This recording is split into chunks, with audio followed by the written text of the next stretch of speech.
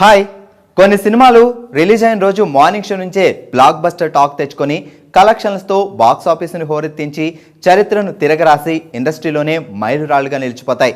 అలా నిలిచిపోయిన magical movie super star Mahesh Babu, dashing director Puri జగన్నాథ్ల కాంబినేషన్లో వచ్చిన పోకిరి.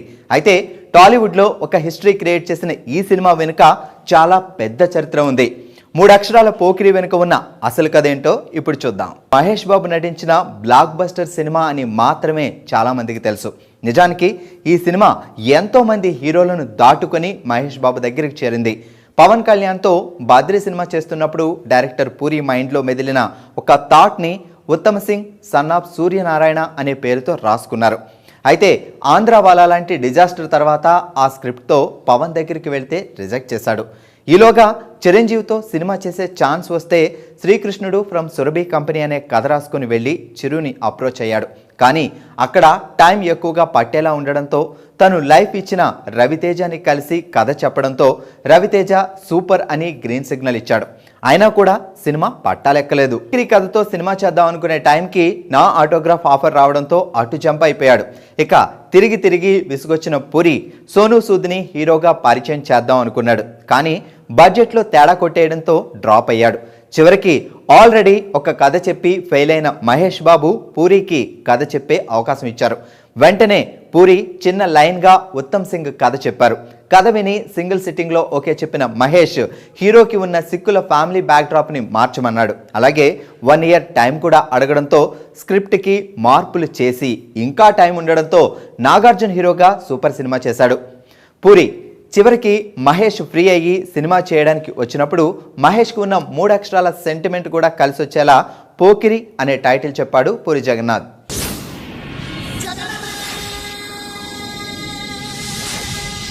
నిజానికి పోకిరి అనే టైటిల్ విన్న మహేష్ ముందు కంగారు పడ్డాడు. కానీ పూరి ఇచ్చిన వివరణతో ఒప్పుకున్నాడు. అలాగే హెయిర్ స్టైల్ మార్చడానికి ముంబై నుంచి స్టైలిష్ని తీసుకొచ్చారు. ఇక డ్రెస్సింగ్ కూడా మహేష్ ముందు సినిమాలకు పూర్తి భిన్నంగా ఉండి సినిమా రిలీజ్ అయిన తర్వాత అదొక ట్రెండ్లా మారిపోయింది. ఈ సినిమాని పూరి జగన్నాథ్, మహేష్ వాళ్ళ సిస్టర్ మంజుల సంయుక్తంగా నిర్మించారు. సినిమాలోని ఎక్కువ భాగాన్ని హైదరాబాద్ పరిసర ప్రాంతాల్లో తీశారు. అలాగే బిన్నీ మిల్స్ ఎపిసోడ్ని చెన్నైలో షూట్ చేశారు. ఇక గలగల పారుతున్న పాటని థాయిలాండ్లోని ఒక ఐలాండ్లో తీశారు. అయితే డోలా డోలా పాటను అక్కడే షూట్ చేయాలనుకున్నా కూడా అన్ని లొకేషన్స్ రెగ్యులర్గా అనిపించడంతో వీళ్ళు షూట్ చేయాలనుకున్న లొకేషన్స్కి పర్మిషన్ రాకపోవడంతో అక్కడే ఒక పబ్లో ఈ సాంగ్ని షూట్ చేశారు. పోకిరి సినిమాలో ఇలియానా ఎంట్రీ కూడా చాలా విచిత్రంగా జరిగింది. ఈ సినిమాకి ముందుగా పూరి అనుకున్న హీరోయిన్ అయేషా టాకియా.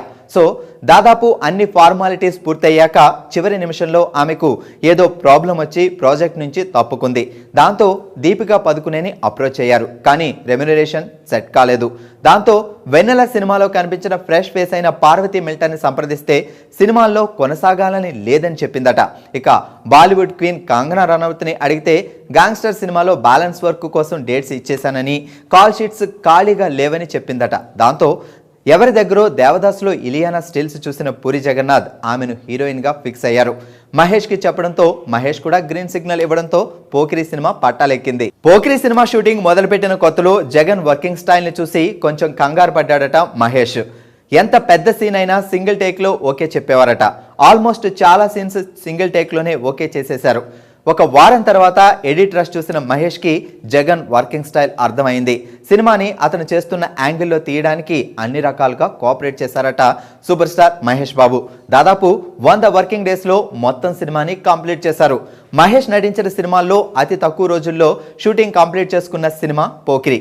ఈ సినిమాలో జగన్ వర్కింగ్ స్టైల్ నచ్చి మళ్ళీ బిజినెస్ మ్యాన్ కోసం డేట్స్ ఇచ్చారు సూపర్ స్టార్ మహేష్. పోకిరి సినిమా షూటింగ్ త్వరగా పూర్తవడానికి కారణం డైరెక్టర్ జగన్ వ్యూ. దాన్ని అర్థం చేసుకుని అతనికి కావాల్సిన ఫ్రేమింగ్తో పర్ఫెక్ట్ అవుట్పుట్ అందించిన డిఓపి శ్యామ్ కే నాయుడు షార్ప్నెస్.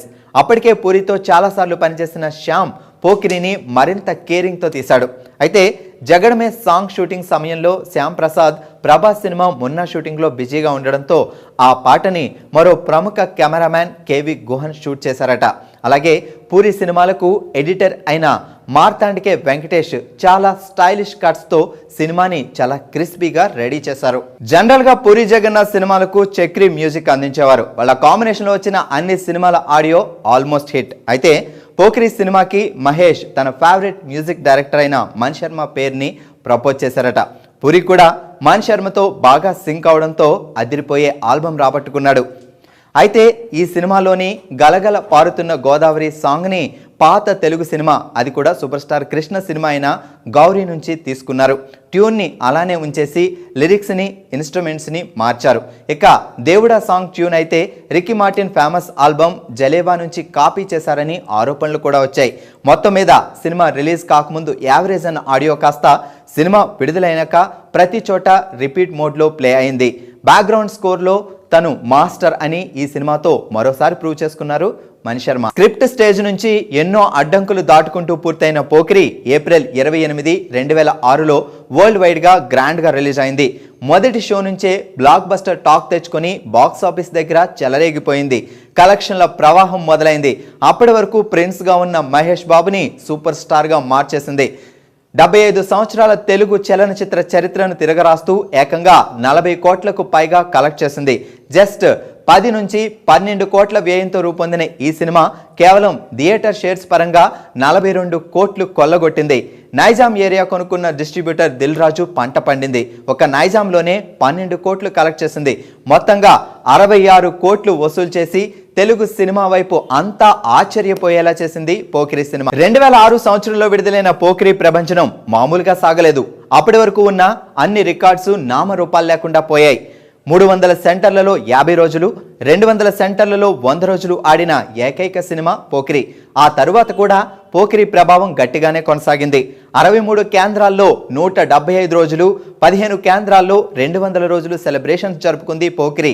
ఇక కర్నూలులో సంవత్సరం పాటు ఆడి గత 25 ఏళ్లలో ఆ ఘనత సాధించిన ఏకైక సినిమాగా నిలిచింది. కర్నూలులో నాన్ స్టాప్గా రోజుకు 4 షోస్తో 500 రోజుల పాటు ఆడింది పోకిరి సినిమా.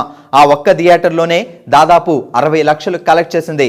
పోకిరి సాధించిన రికార్డ్స్ 3 సంవత్సరాల పాటు చెక్కు చెదరకుండా అలానే ఉన్నాయి. మెహర్ రమేష్ తో పాటు కలిసి పోకిరి స్క్రిప్ట్ రాశారు పూరి జగన్నాథ్. ఈ సినిమా తెలుగులో బ్లాక్ బస్టర్ సక్సెస్ తో పాటు 4 నంది అవార్డ్స్ తో పాటు బెస్ట్ హీరోగా మహేష్ బాబుకి, బెస్ట్ డైరెక్టర్గా పూరి జగన్నాథ్కి ఫిల్మ్ఫేర్ అవార్డ్స్ సాధించి పెట్టింది.